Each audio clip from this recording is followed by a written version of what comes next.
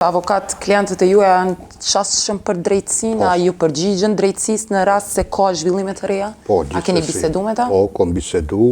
Momentin kur kom marrë informatën për, edhe pse nuk e kom pas pranu vendimin e gjykatës apelit që është aprovu ankesa e prokurorisë dhe është kthy çështja në rivendosje, do të thonë që normal që e kom diskutu çështjen që tani mundet të vendoset edhe kundërta nga ajo që është vendosur herën e parë dhe ti duhesh me ardhë dhe mu paraqit organeve të drejtësisë.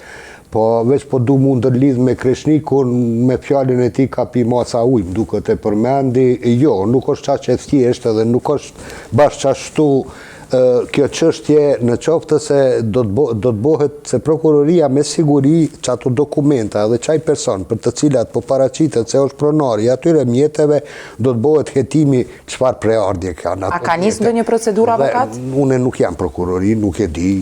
Nuk keni pas kontakt me të për atë ju pyet, a mos të rastësisht ju ka tregu nëse ka nisë ndonjë procedurë? Jo, nuk ka nevojë me më tregu, vetëm mundet me sjell vendim në lidhje me kërkesën që e kom paraqit dhe me siguri prokuroria preardhjen e atyre mjeteve dhe ati personi do t'i kërkon edhe nga shteti nga të cilat ato mjete kanë ardhur apo ai person jeton. Kështu që nuk është bashkë çaq e thjesht ajo paraqitet si kundërvajtje doganore, hetimet kanë mu zhvillu, hetimet nuk kanë diku. Nëse që 2 javë nuk i asnjë bastisje, nëse që 2 javë nuk i asnjë kontroll në pronat e kompanisë prej ka vjen autobusi dhe autobusit e saj, nëse shtëpitë të dyshuarve nuk janë kontrollu. Na krejt e dim që të njerëzit që merren me trafiqe ndërkombëtare nuk përdorin telefona.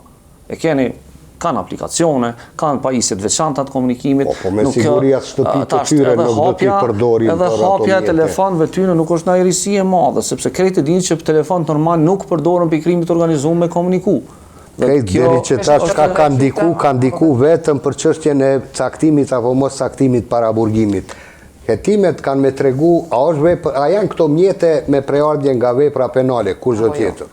Zotëri Bunjaku, për fund lutem shkurt, klienti juaj nëse thirret? Po, gjithsesi unë kam komunikim me ta, ai unë kam pa përmes portaleve që apeli ka kthy lëndën në rivendosje dhe i njëjti vet vullnetarisht më ka shkruar, thotë janë shqetësu familja, po shkojt pranë autoritetet të Shqipërisë, ç'o se a jam në kërkim. Edhe më ka thonë, nëse jam në kërkim, unë do të dorëzohem në mënyrë vullnetare dhe do të bashkëpunoj me organet deri në përfundim i procesit penal.